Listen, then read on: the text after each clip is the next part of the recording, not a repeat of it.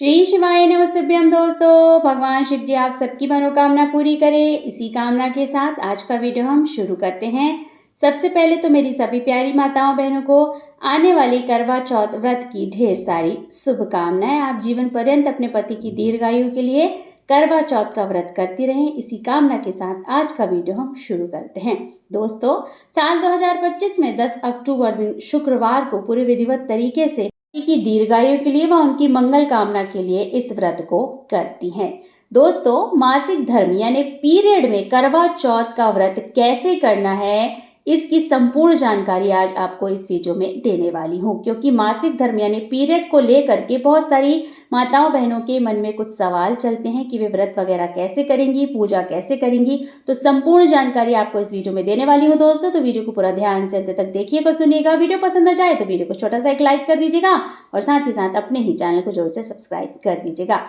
कि दोस्तों, जब हम साल भर किसी व्रत का इंतज़ार करते हैं, पूरे विधिवत तरीके से उस व्रत की तैयारी कर लेते हैं और मान लीजिए उसी व्रत के दौरान मासिक धर्म यानी पीरियड आ जाता है, तो हमारे मन में बहुत सारे सवाल आ जाते हैं कि अब पूजा कैसे करेंगे, व्रत रखना चाहिए या नहीं रखना चाहिए। असमंजस की स्थिति बन जाती है।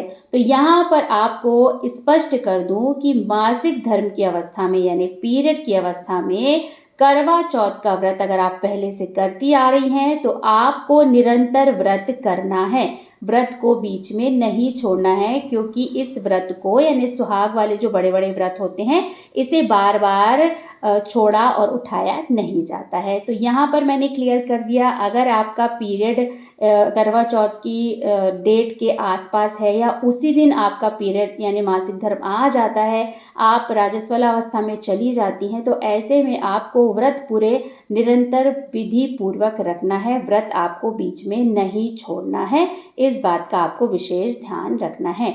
अब बात कर लेते हैं कि पूजा कैसे की जाएगी, क्योंकि जो मेन चीज़ होती है वो पूजा ही होती है। व्रत तो होता ही होता है, लेकिन अगर हम व्रत रख रहे हैं और हम पूजा नहीं कर रहे होते हैं तो हमारे मन में कई सवाल आते हैं कि अब हम इस अवस्था में पूजा कैसे करेंगे।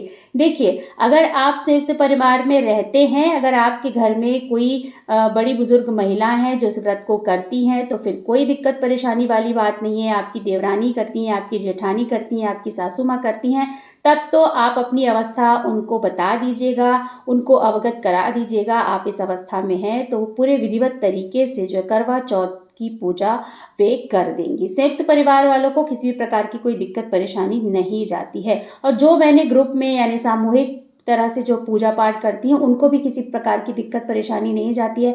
अपनी सखी सहेलियों के साथ अगर आप पूजा कर रहे हैं तो उन्हें अपनी अवस्था बताएं कि आप इस अवस्था में हैं, स्पर्श करते हुए पूजा पाठ नहीं कर सकती हैं, तो उनको पूजन सामग्री आप दे सकते हैं। जो भी आपके यहाँ विधिवत तरीके से चढ़ाया जाता है, जो भी करवे वगैरह लिए जाते हैं, आप उनको पूरी सामग्री मतलब संपूर्ण सामग्री जो पूजा की लगती है वो आप उनको दे सकते हैं और पूजा के स्थान पर के रख करके पूजवा सकते हैं, पूजा करवा सकते हैं। देखिए, संयुक्त परिवार वालों को दिक्कत परेशानी नहीं जाती, क्योंकि वो अपने घर परिवार के साथ रह रहे होते हैं, तो उनके घर की अन्य जो महिलाएं हैं वो पूजा पाठ कर देती हैं। परेशानी की बात वहाँ आती है जहाँ पर पूजा करने के लिए कोई और दूसरा तीसरा नहीं होता है। तो देखिए, अगर आप अकेली रह रही हैं, अपने घर परिवार से दूर हैं, नौकरी की वजह से या किसी भी कारणवश आप अपने घर परिवार के पास नहीं रह रही, दूर है, तो आप अपने घर के आसपास अपने घर के अड़ोसी पड़ोसी से जो है वो पूछिए। अगर वो पूजा करते हैं तो आप उनसे पूजा करवा सकती हैं। अगर आपकी अच्छी बनती है, अपने अड़ोसी पड़ोसी से अच्छे से परिचित हैं, तो आप उनसे मदद ले सकते हैं। वैसे पूजा पाठ के लिए देखिए कोई ऐसे मना नहीं करता है, तो आप उन्हें अपनी अवस्था बता दीजिए और जो भी पूजन सामग्री है, जो भी आपके यहाँ चढ़ाई जाती है, जिस विधि से भी पूजा करी जाती है, आप उनको बता दीजिएगा, वो पूजा वगैरह कर देंगी। लेकिन अब बात आ जाती है कि भाई बिल्कुल अकेली है, अड़ोसी पड़ोसी भी जो है वो पूजा पाठ नहीं करते हैं, या उतनी आप ज़्यादा बातचीत नहीं कर पा रहे हैं, उतने ज़्यादा आप जो है वो घनिष्ठ नहीं है। अब स्थिति क्या आती है, देखिए, मासिक धर्म में अगर आप हैं तो आप मानस पूजा कीजिए। भगवान को स्पर्श करते हुए पूजा तो करनी नहीं चाहिए। अब चाहे वो आप 5वां दिन हो या 6वां दिन हो, विशेष तौर से देखिए हम यहाँ पर करवा माता की पूजा करते हैं और गौरी जी को विराजमान करके पूजा करते हैं और साथ ही साथ हम चंद्र देवता का भी पूजन करते हैं। तो देखिए, पूजा चाहे देवी की हो चाहे देवता की हो, बहुत सारे सवाल आते हैं कि हम 5वें दिन पूजा कर सकते हैं। बिल्कुल नहीं कर सकते हैं। जब तक आपका मासिक धर्म पूरी तरह से समाप्त नहीं हो जाता है, आप पूरी तरह से साफ स्वच्छ नहीं हो जाती, तब तक आपको पूजा नहीं करना है।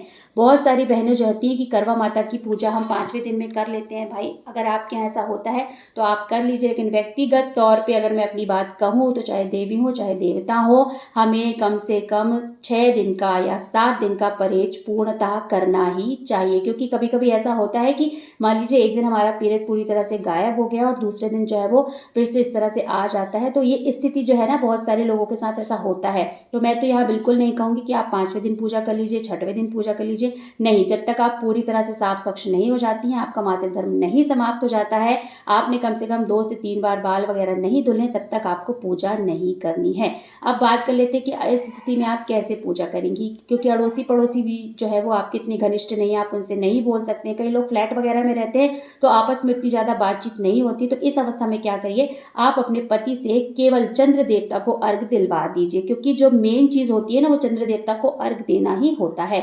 पति देव आपके चंद्र देवता को अर्घ दे देंगे, आप पति का पूजन कर लीजिए, उसके बाद आप व्रत का पारण कर सकती हैं। लेकिन आपको स्पर्श करते हुए भगवान को पूजा नहीं करनी है, आपको मानस पूजा करनी है। भगवान हमारी हर अवस्था से अवगत हैं। आप मानस पूजा कीजिए, बोलिए कि हे करवा माता, हे गौरा मैया, इस अवस्था में हूँ, आपको स्पर्श करते हुए पूजा पाठ नहीं कर सकती हूँ। तो जो भी पूजन सामग्री अगर आपने किसी के हाथों के द्वारा चढ़वाई है, आप उनसे पूजा स्वीकार कीजिए, ऐसा बोलिए। और अगर नहीं भी चढ़ाई है तो चंद्र देवता को अर्घ दिलवा दीजिए पति से और कहिए कि मैं मानस पूजा कर रही हूँ, मेरी मानस पूजा को स्वीकार कीजिए। इस अवस्था से हूँ, आपको सब कुछ अवगत है, मेरी मानस पूजा स्वीकार कीजिए, मेरे पति को दीर्घायु दीजिए। तरह से अपने पति के लिए, अपने घर परिवार, अपने बच्चों के लिए मंगल कामना करते हुए आपको प्रार्थना करनी है। लेकिन इस अवस्था में है, आप जो है स्पर्श करते हुए पूजा नहीं कर सकती हैं।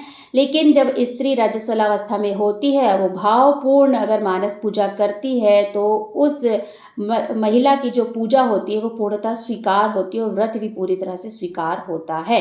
क्योंकि भगवान हमारे सभी स्थितियों से अवगत है। स्त्री को एक विशेष प्रकार का, एक तरह से अधिकार कह सकते हैं हम, कि प्राप्त है। अगर वो राजस्वलावस्था में है और मानस पूजा कर रही है, पूरे भावपूर्ण पूजा व्रत कर रही है, तो उसका व्रत और उसकी पूजा को भगवान पूर्णतः स्वीकार करते हैं।